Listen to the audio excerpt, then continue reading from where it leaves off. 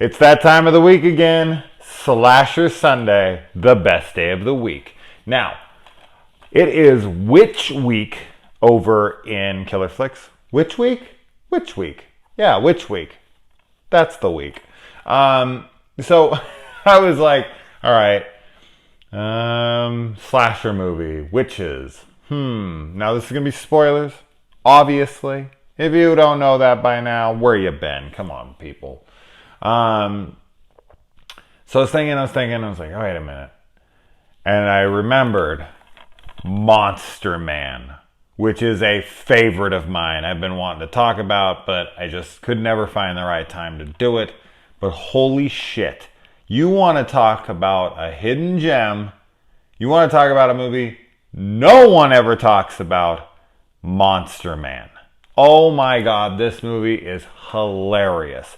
It's got some brutality in it, some great gore, and the comedy is awesome. This isn't some, really bad movie that happens to be funny because it sucks. No, there is tons and tons of humorous dialogue that actually lands. And I give most of the credit to that to the guy who plays Harley, the main character's best friend, who kind of reminds me a little bit of maybe like a Jack Black or something. But my God, does his shit land. He is so funny. He is so foul. He's kind of like what it's like to hang out with me a little bit, actually. It's fun to kind of just kind of realize that.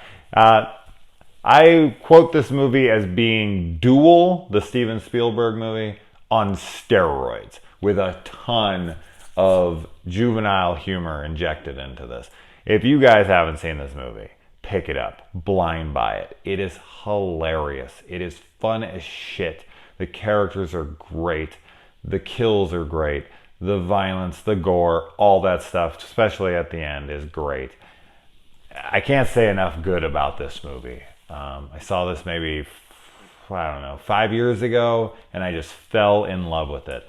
The director hasn't done a ton. The only thing really much that he did after this was he did Shoot 'Em Up with Clive Owen. Good Bad Flicks did a really good video covering that film, so definitely check that out. I've been pushing Good Bad Flicks a lot lately, I guess. I didn't mean to, but if we're going to mention Shoot 'Em Up, I had to mention that. Anyways, let's talk about this movie. So if you haven't seen this movie, turn this off. Go fucking get a copy. It's out of print, unfortunately, but you could probably pick up a copy on Amazon in the used section or on eBay for $10 or something. But if you try to buy it new off Amazon right now, I looked it up and it was like $60 because it's out of print, which is a shame. Hopefully somebody like Scream Factory or something will pick this up. This should be a cult classic, but I never hear anyone talk about it. So hopefully this can get people to start talking about it. Hopefully you guys will go out and start pushing this movie if you enjoy it. If you don't enjoy it, then unfucking subscribe. No, don't unsubscribe. Well, I mean, that's your right. Okay, so let's talk about the film. So now this starts off with Adam. He is driving to confess his love to Betty Ann. And he is in, well, I guess technically it starts with a guy getting his head crushed in a vice. How could I forget about that? They don't really show any gore there. So I think at first you're thinking, oh, this is going to be light on the gore, the blood, all that. No. They're just saving that for later, I guess. It doesn't set the right tone. So if someone was watching this who is kind of squeamish, they probably saw that and maybe filled in the blanks, but at the same time they were like, okay, maybe this isn't going to be too much. Oh no, it gets pretty gnarly later on. But anyways, Harley jumps up in the back seat wearing a mask, pretending to be a killer, which almost gets them both killed. Harley has a very sick sense of humor in this, and he's constantly about to get these guys in all sorts of trouble. This being one of them. You do not pop up in the back seat when someone's driving. Never, never, never throw chips at a driver. What movie, people? All right. And the music is hilarious because the music kind of plays out like a family film in a lot of the scenes, like especially when they're joking around and stuff like that. And then the rest of the movie plays out like typical horror movie music. So I found the blend of music to be even more comedic because it's just so drastically different. And so is the film. I mean, you're going really dark and then really like fun road trip, like actual road trip, that movie in the 90s, right? Isn't that? Yeah, Tom Green and Sean William Scott, right? Am I remembering these names correctly? Not the names, but the actors. Am I naming? That's the right one, right? But yeah, kind of that humor a little bit, but it just kind of stuck in a really awesome horror movie. And as I said, the dialogue's really funny. There's this scene that goes on between them where he's like calling him a wussy, and he sticks his head out the window, and then he like cranks it up on him, and he's like, take it back, and he has the window on his neck, and he's like, no, I won't. It just reminded me a lot of one of my favorite comedies, The Stoned Age, when Hobbs and his buddy are in there, and he's got him in a headlock, and he's like, it's a pussy song. It's always been a pussy song. I love that movie. Had to give it a shout out. So then they get passed by a hearse with blacked out windows, which we come to find out later has their girlfriend to be, Sarah, in the car. She's scouting them out because she's a witch. Yes, we have a witch in here for Witch Week. So that's pretty awesome that I kind of nailed that with this, because man, a fucking slasher movie with witchcraft in it, there's a tough one to find, and an awesome one at that. It's not like I just had to grab some piece of shit. No, I had to grab one of my favorites. I would say that this is easily in the top 5 slashers of the 2000s. Like, there isn't a lot, so it's not like it has a ton of competition, but it's fucking awesome. Anyway. So they go, Adam and Harley go into this bar, and he's sitting there, and he is just, Harley is just ripping on these rednecks in there, calling them hillbillies out loud and everything. I actually knew a guy like that once, and he would start fights all the time. I didn't go out with him. I wasn't a fucking friend of his, really. But I knew him. I knew his family well, and every time he was at a bar, I left immediately because it was like, oh no, he's gonna start shit. He went into a bar in Texas, as my friend told me, and got up on a table in the middle of a Texan bar and just yelled out that there's nothing in Texas but steers and queers. And then, of course, got into a fist fight. But the dude was constantly getting in fights, and he was constantly beating the shit out of the majority of people he was fighting. So, I mean, he could fight. It's just, I don't like people like that. Like, even if you can fight and you go and pick fights, that's even worse. That's just, that's fucked up. So I didn't care for the guy, but anyway, let's move on.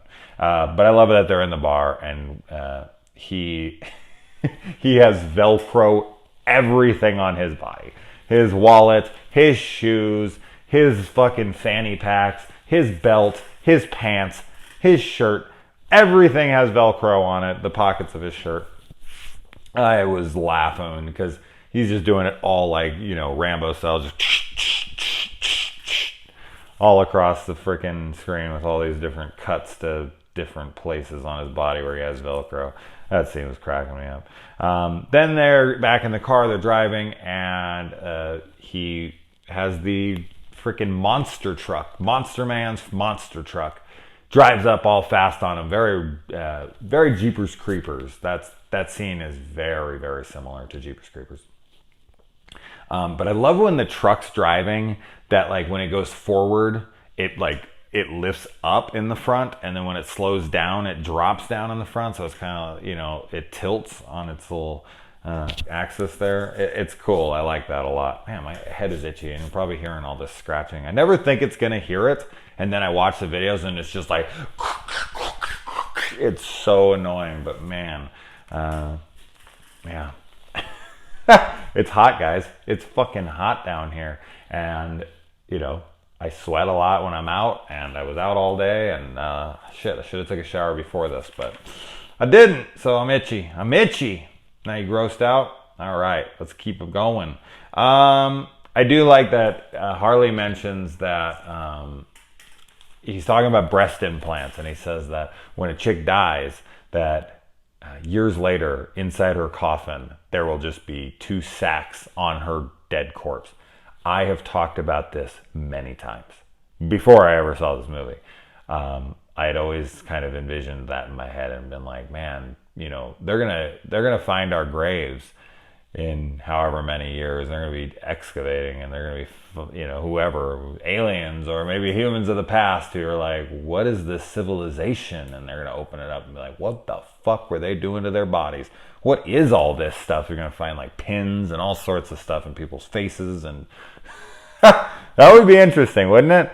To think about like archaeology of the future and where the what they're studying, and thinking of all the like plastic surgery and all that stuff. They'd find our bodies and be like, what the fuck were these people doing to themselves?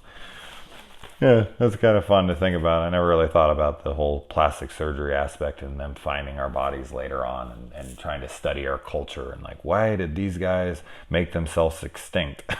Because they were too busy worrying about how they looked and not how their planet fucking looked. Anyway, okay, not here to preach.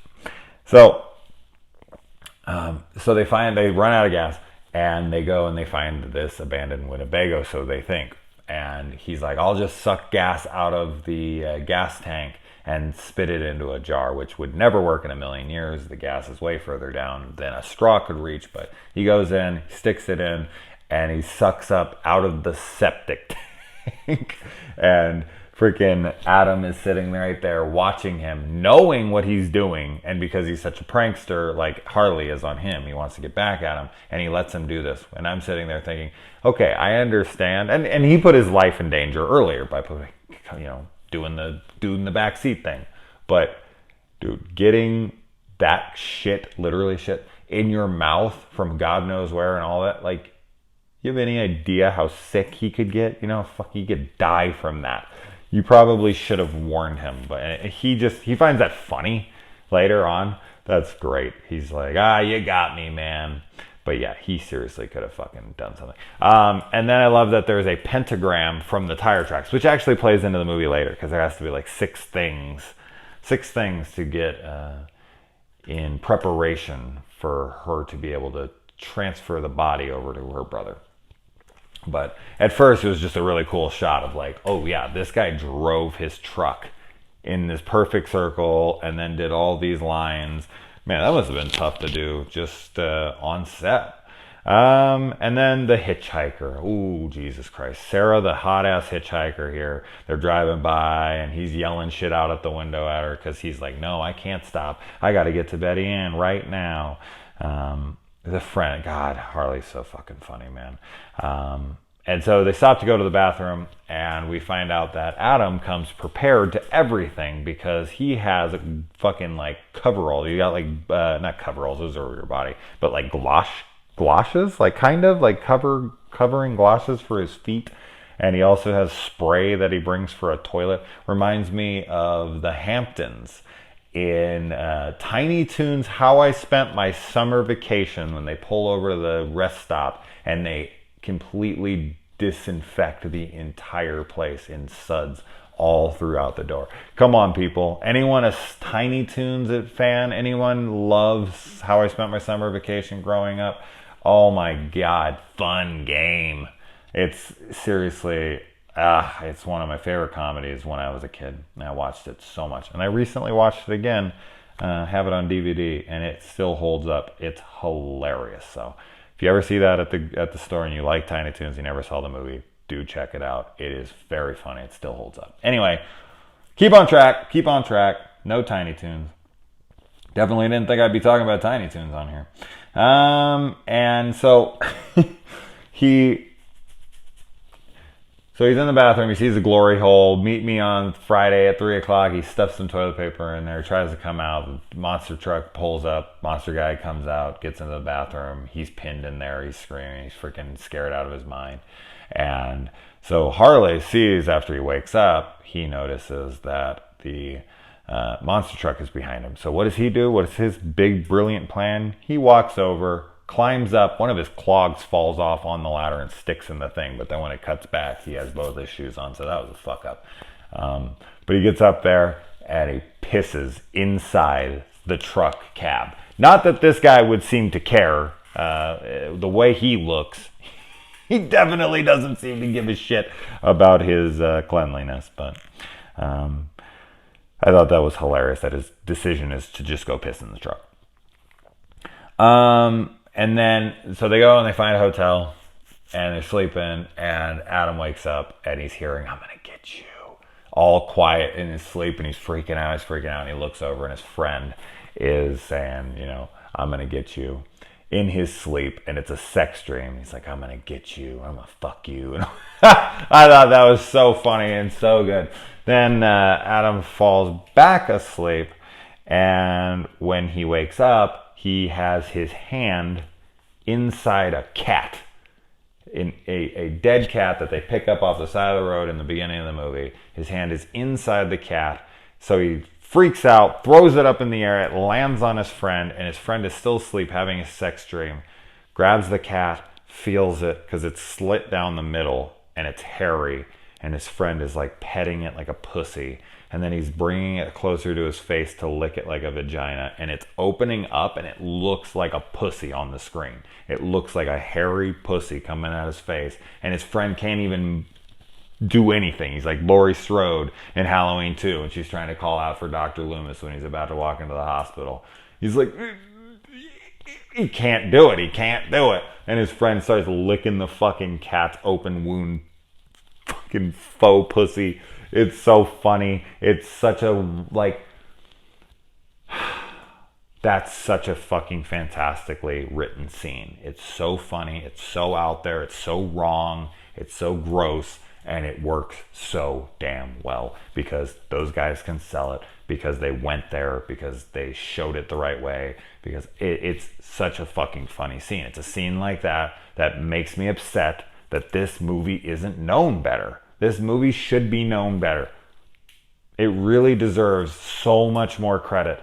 And I posted about this in Killer Flicks, and a majority of the people who commented on it were like, "Yeah, I've seen the cover and I've seen this, but I passed over because I thought it would be stupid." They made a big fucking mistake. Because this movie's fantastic. Obviously, I've said that enough. I'm going to try to stop being redundant, but man, it annoys me. So they run out of the place, and we find out that Harley wears a thong to bed. That actually doesn't surprise me at all with his character. They're driving off in the car, and freaking Sarah pops up in the backseat and is like, "Sorry, I was just crashing in your car," which I guess they don't seem to think is that curious, because she's hot, okay? You can do things when you're a hot chick that you can't do otherwise, because if that was anybody else, they would have been like, "What the fuck, get out of here," and they would have pushed her away. But because she's got nice tits and she's pretty and all that, they're like, "Okay, never mind." And I love that. I love when she points out their outfits and she's like, "Nice outfits." Fucking Harley looks down at his thong and is like, "Yeah," and he just starts humping. He is so crude. He's such a ladies' man. That's how you get laid. No, it is not. And so then they kind of start fighting over her, and Adam was told by Harley not a minute before that he slept with the girl that he's in love with, Betty Ann, that he's racing to her wedding to break it up. He's like, "Sorry, man." And he says that he has feelings for her too, which is a really dick thing to do, but hey, you know what it is. It is what it is. And now all of a sudden that Sarah's on here, and she seems to be showing interest in Adam. Harley's not having it, and he's crushing on her as well. And so they kind of are going back at it, and he tries to feel her up while she's sleeping, which Adam stops him from doing that, but inadvertently touches her tit himself by stopping his hand. It pushes his hand forward onto her tit. While she's sleeping, she's actually awake the whole time and seeing what they'll do, which she ends up pretending to like in her... Well, not pretending that. She does like it. She's asleep, though. She's pretending to sleep, so she's pretending like she's asleep and enjoying it in her sleep, should I say. And then they kind of pull over the car, and this is when Harley needs to know, like, who are you into? And so she comes up and she's making out with Harley, and you think like, oh shit, like that turned. You didn't expect that to happen. But then she's like, no, Adam, it's your turn to show me what's up. And so Adam grabs her, kisses her neck, and she's like, that's it. He's the winner. And so he's just like, I can't fucking believe it. So they go back and they go to this bar together, and every single person in the bar is missing a limb, an arm or a leg. And of course, Harley, yet again, is saying a whole bunch of crude shit that he shouldn't be saying. He's hitting on Sarah. And this big, huge dude starts coming up and hitting on Sarah.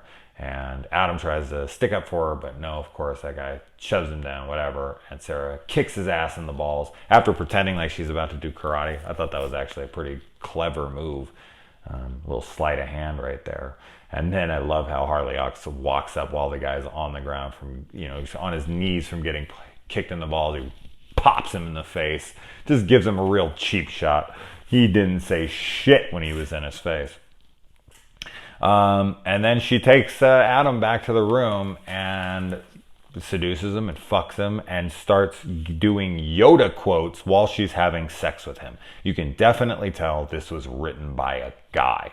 She is full on Yoda voice while she's having sex with him.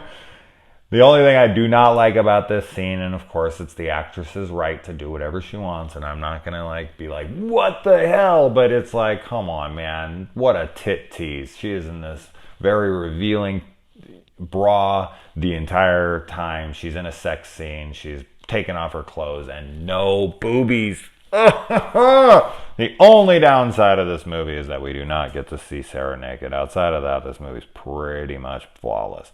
So then we cut to the big dude who got his ass kicked by Sarah and Harley, and he's out there being chased by the monster man, and he crushes his legs first, then comes back and smashes his head, and that scene's pretty gnarly. His head just crushes right in front of the camera, which is awesome. And then in the car, they name the character Monster Man Fuckface. Which they end up calling him a few more times in the film. So his only name that's really given to him from the characters is Fuckface, which would have been a much better title, honestly. I would have rented this even faster. Fuckface. Imagine this just saying Fuckface on the front with that guy's face right next to it. Oh, that'd be amazing. So they pull over, they go to this place, they go to eat, and Adam is eating this bowl full of chili. And he pulls out this really long hair and he sees in the chili. Somehow he didn't look down at his chili at all before he's eating, because it is so obvious. There is an eyeball. There is a full dental piece, like a denture in there. There is all sorts of pieces of human in that fucking soup. Or that chili. You could not miss it. Kind of reminds me of The Hitcher, when C. Thomas Howell's eating the French fries and then he eats a finger. I love that damn scene. I gotta review all three of those eventually. I will get to them. God, The Hitcher's so damn good. So they run off and they jump in the car, and somehow, even though Adam just missed all these body parts in his chili, somehow then Harley misses the body in the back seat of the car that's sitting straight up right there when they jump in the car and start driving off, and he doesn't notice it for a good 30 seconds of driving. How is that possible? It's not. So they're driving around, they're floating, spinning this and that, and the body falls on Harley, and he's being pinned by this thing, and somehow it's so heavy that he can't seem to get away from the thing. Then they make a turn, they go down, they stop, they stall, they can't get the car started, of course. Monster Man's coming at them. They both get out of the car. Harley's still in the back, pinned. The freaking monster truck goes over it, pins Harley in the back with the fucking body on top of him. The eyeballs in his face, on his eyeball. It's bleeding all over him. Then they come out and they pull him out just in time before the Monster Man crushes the car again, which would have definitely been the end of him. They run up a steep hill, which is the Monster Man's kryptonite, man. He can't get that truck up a steep hill. They run off, and the Monster Man then decides to come out on foot. Runs into him, knocks Harley out. They run off in separate directions, Sarah and Adam, Adam goes and looks for Sarah, who's yelling, help me, whatever. He gets to the house where the monster man is, goes in to save her, and she ends up turning on him, which I don't think I really expected at that time, you know? It was pretty surprising to me. And then they knock him out, and this is when we find out that she's a witch. And he comes in the house and he sees a body with all of like the torso missing inside, like all the insides, all the stuff. And then the guy comes alive, and you're like, what the fuck? Okay, all of a sudden this is like a full-on, I don't know, like supernatural thing. But that's fine. The monster man looks like a monster anyways. I just kind of thought it was maybe a mask or something stitched into his face, but with this guy, who knows? He could have died a while ago and his face is rotting. But yeah, so he's on the table, and we find out that she had to do 6 specific things to set this up so that his torso, or his whole body actually, would take on the brother. And I love that the brother's sitting there like, since you fucked my sister and I'm gonna have your body, does that mean I fucked my sister? And she's like, you know, don't worry about that or whatever, don't get jealous. Like, as soon as you get this body, I'm gonna make that happen or something. They're like, like at each other. So fucking gross. I love it. And then he gets free. She finds his first thing, which is the Swiss Army knife, and she's like, what the hell, are you gonna leave? And then he cuts himself free with a pencil sharpener, which then he slits her throat with, right here, by the way, right here. And she bleeds out almost instantly. Okay, your jugular veins are here and here. If you sliced right here, it'd bleed some for sure, but you would not bleed out. They do that in movies all the time. They cut right here. It doesn't touch either jugular vein. It always annoys me. But yeah, he cuts her the fucking throat. And the monster man, fuckface there, just holds his sister while she's dying and doesn't seem to be going after Adam, who's getting off the table. Gets off the table, and as the monster man, fuckface, runs towards him, he pulls his pencil out that he's been holding the whole movie. It's like this big, and he shoves it in his eye. And then he goes and he runs over and he grabs it and he sticks it in the other eye. And so now he's blind. Halloween 2 again. We're going to bring this movie up again. Michael Myers shot through both eyes by Jamie Lee Curtis. Laurie Strode, who has the greatest aim on earth, even though we can clearly still see his eyeballs. Hey, Michael Myers. I totally forgot I was wearing this shirt. That's funny. It's always got to bring it back to Halloween, right? But then he's in a fight with fuckface, and he's holding him, and the freaking brother, who has like all of his torso is missing except for basically his spine and some skin, gets up off the table. And that scene looks really cool because he's kind of wobbly. He doesn't really have a center, so he's kind of walking around wobbling, and he's coming at him, and Adam doesn't know what to do. He doesn't know what to do. He's looking around, and then he sees the pencil still sticking out of it, so he headbutts the pencil further into his skull, and then grabs his knife, turns it around, and cuts the guy's fucking torso in half, which makes him fall 2 pieces onto the ground, which was just awesome. Such a great sequence right there. All that, all the gore, all the mayhem. And then the monster man is blinded, and he's sitting, and he's just like, I'm gonna find you, I can smell your blood. And Adam's been getting bloody noses the whole movie, and so he uses his bloody nose to make a trail to this spike in the door. And the monster man just before that is like, were you looking for the key to get out of here? And he swallows it. Reminds me of Styles in The Mouth of Madness. I'm going to be bringing up all sorts of John Carpenter films. Or maybe even Amanda in Saw, when she has to cut the key from her dead cellmate's stomach. I guess maybe he was just thinking like preemptively, like she's going to kill him, so he's dead. Or he's going to die either way, so whatever, he's dead. He's dead anyway. But yeah, so he goes and he does that. The monster, fuckface, runs forward, impales himself on the door, comes back. Adam grabs his knife, he sticks it in the guy, and then he digs around inside of him and finds the key in his innards, gets out of the house, runs out, and fuckface runs up behind him. You think he's going to kill him. And Harley comes back to save the day and hits him with his monster truck. And then the fucking funniest scene in the movie, maybe, arguably the funniest scene in the movie.